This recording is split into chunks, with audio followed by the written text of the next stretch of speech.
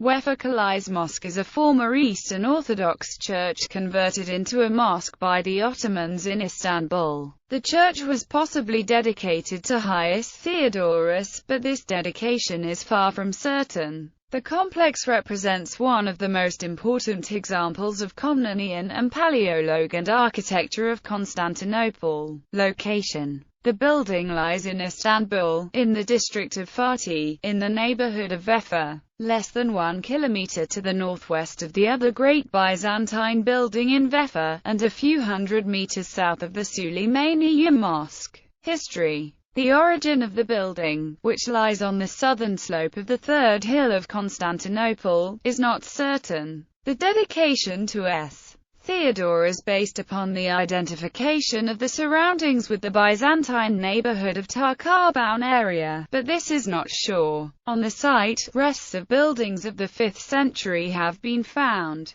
Judging by its masonry, it was erected in the 10th or the 11th centuries. The dedication to Hagios Theodorus is also far from certain. In the first half of the 14th century a pareclesion was built along the church.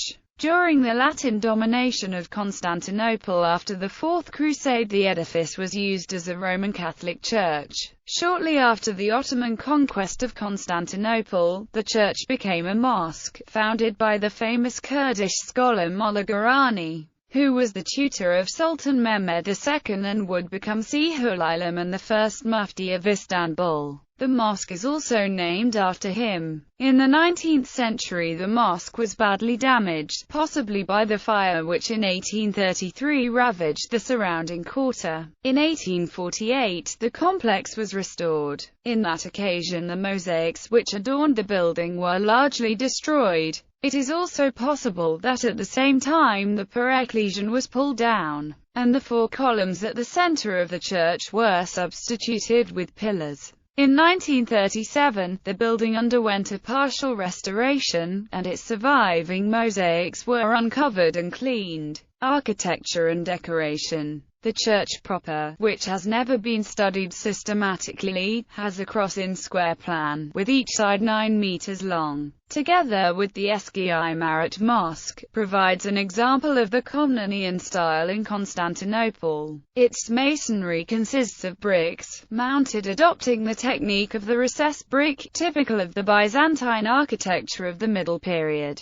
In this technique, alternate courses of brick are mounted behind the line of the wall, and are plunged into a mortar bed. Due to that, the thickness of the mortar layers is about 3 times greater than that of the brick layers. The building has blind arcades, and the apse is interrupted by a triple lancet window with niches over it. The light penetrates into the cross-arms through triple arcades. The exterior of the main church has occasional decorative motifs, such as snake patterns. Besides this building, the complex contains also an exonarthex to the west, a portico with columns and arches to the south, and finally a corridor to the north. The exonarthex represents one of the most typical examples of Paleologan architecture in Constantinople, along with the pareclesia of the Pamukkaleistis, the Kora churches, and Fethiye Mosque. The date of its edification should be placed after those of the pareclesia of the Pamukkaleistis and Kora churches. Its facade has 2 orders, both opened with arcades. On the lower order there are angular niches followed by triple arcades.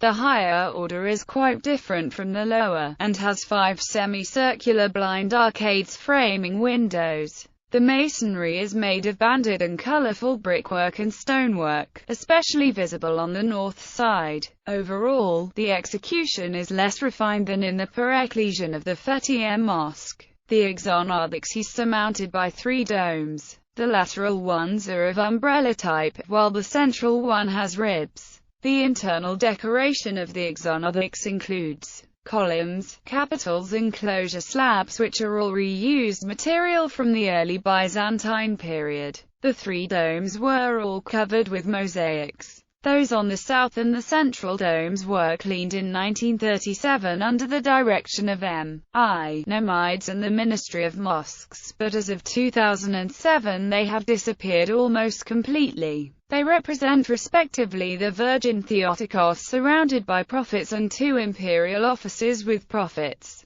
The interior of the church proper, on the contrary, has never been deplastered up to now. Two fairly large underground cisterns placed to the S and W of the church hint to the existence of a monastery in the Byzantine age.